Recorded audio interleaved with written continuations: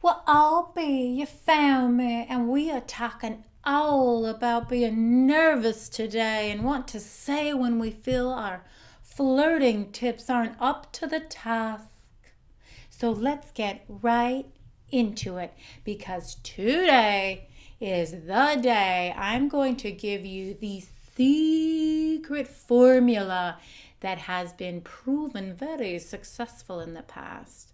An old client of mine who once had confidence and then ended up being married to an absolute treasure of a husband who took that confidence and crushed it into a million little pieces, leaving her to pick up those pieces and pick up her life. And so you might say her flirting skills were a bit rusty when she found me. And if your flirting skills are a bit rusty, well, stay tuned because we are going to give you the same success that Elise had, that client of mine who had her hopes and dreams crushed by a very not so fabulous man. Because that girl, that woman, that fun Southern belle, who's actually not Southern at all, is now married to the man of her dreams, and they have a beautiful girl together. So stay tuned because we're starting right now.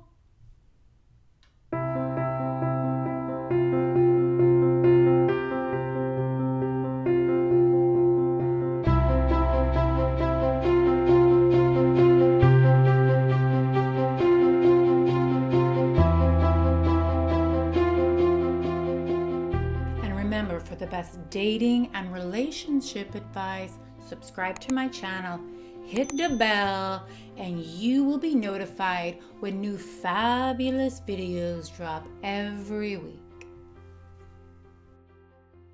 I think we've all experienced that feeling in the single and dating scene of that nervousness, that pit in your stomach when you're about to meet somebody face to face, whether it's a first date or a first meeting face to face online, or you're at a social event and a guy is walking towards you and your mind starts to go crazy, swirling with, what do I say to the guy? What do I do? We get so nervous, and our first instinct is to run home, bury our face in the pillow, or if we're at a social event, we want to bury ourselves in a pack of women so that we don't have to face the feeling or the possibility of rejection.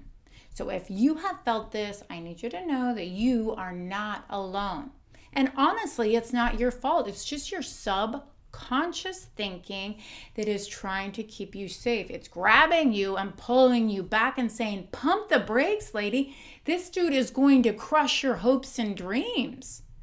He's going to make you feel not worthy. It's not going to work out. It's not going to be okay. Our subconscious thinking's number one job is not to keep us happy. It's to keep us safe. And the way that it does this is that it brings up stress, hormones, anxiety when we go to have that first encounter with somebody that we're interested in. And I have a two-step for you today that is going to tripwire that subconscious thinking and not allow it to pull you back, to make you mumble in front of him, to get you sassier, to get you sexier, to get you more interesting and more confident in that moment, in that first impression moment when your mind says, pump the brakes, we're about to have a car crash here. Let's just chill out for a minute, and you are going to do the exact opposite. So the first step in the two-stepper formula is you want to have something pre-planned that you are going to say only one thing. It can be a comment. It can be a question. Whatever it is, you have something in your mind. And if you know the person, if it's before that first date or that first face-to-face meeting online, your first date online, or you're Skyping or whatever it is that you're doing online. You have more time to plan and prepare something out, but have one thing ready to go. And if you're going to a social event where you don't know somebody, have something a little more generic, but you need to have one thing that you know when you get put in a situation that you can say no matter what, because when that moment happens, those cortisol levels will start spiking, your brain will get fuzzy, and if you have one thing to hang on to cling on to into that moment, it is going to ensure you more success. So part 2 of this potent formula when you are nervous because you feel your flirting skills are not up to the task is in that moment when you see him coming up the pathway to your house to knock on the door for that first date, or you're about to hit accept on your first FaceTime Skype when you are meeting him for the first time, or you see that really good looking guy that you've been making eyes at coming towards you at that social event. What I want you to do in this moment is I want you to visualize you are hitting the gas. Your mind, your subconscious mind is pulling you back. It's telling you there's a car accident about to happen and you are going to tripwire that subconscious thought by saying, no, we're hitting the gas.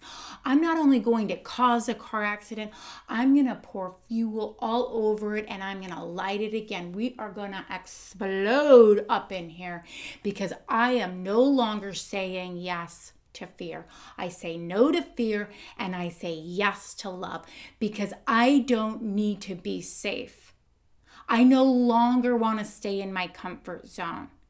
So I am saying no to fear and yes to love. And saying yes to love means putting yourself out there, putting yourself in a state where you tripwire that subconscious thought that tells you you need to be nervous, that tells you need to be insecure, that tells you need to bury your head in your pillow or get into the safe huddle of all the ladies. You don't need to do those things. You're good enough just the way you are, and you are safe. Let's say the worst possible case scenario happens and you actually do cause a car accident. It's hideous. It's a social catastrophe, what you end up doing. What's the worst thing that could happen in that moment? Well, he's not your guy, turns out. Probably. Or you can laugh about it on your wedding day. Whatever it is, you need to know that you are safe.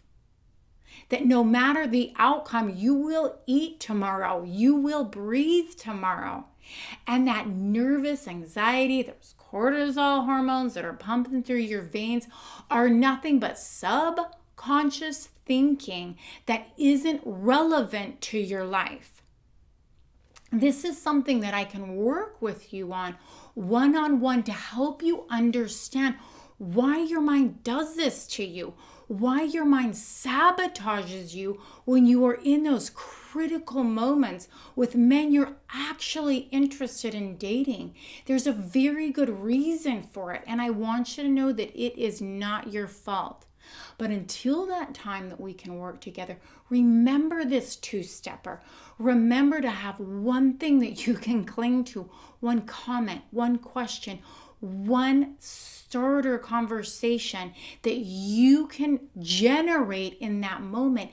And then when you feel those feelings come in, and you feel the car accident start to happen and you're moving forward and your mind's like, no, don't do it. Run, hide. He's going to hurt you. We're not safe here. You visualize yourself hitting the gas and you lean right into it. You cause the car accident. You show up with energy, with confidence. You show up in a way that you haven't in the past because you no longer allow fear to keep you from the love that you deserve.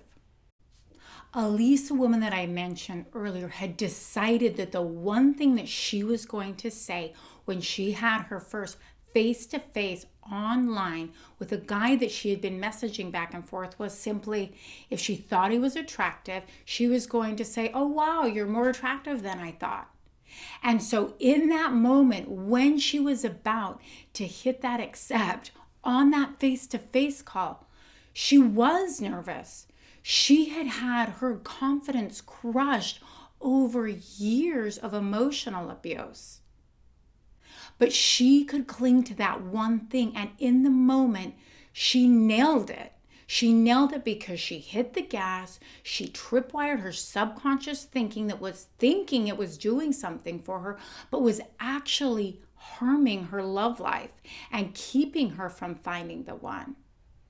To this day, they talk about how that first impression made a huge difference for him when he was deciding if she was the one or not. He said that he loved the confidence that she had in that moment because he also was feeling insecure in that moment. We don't really think about maybe what the guy's feeling in that moment.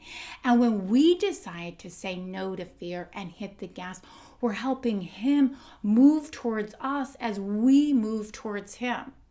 So I hope this was helpful for you today. I have a sneaky suspicion that it absolutely was. So in the comments below, leave a conversation starter that would work for you, that when you start to have that foggy brain moment or those cortisol levels are spiking and you've got that pit in your stomach, that you could use right before you hit the gas to find your one.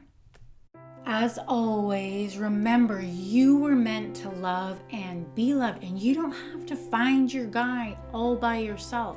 Let's do it together. Hit the bell, subscribe, and together we will find your one.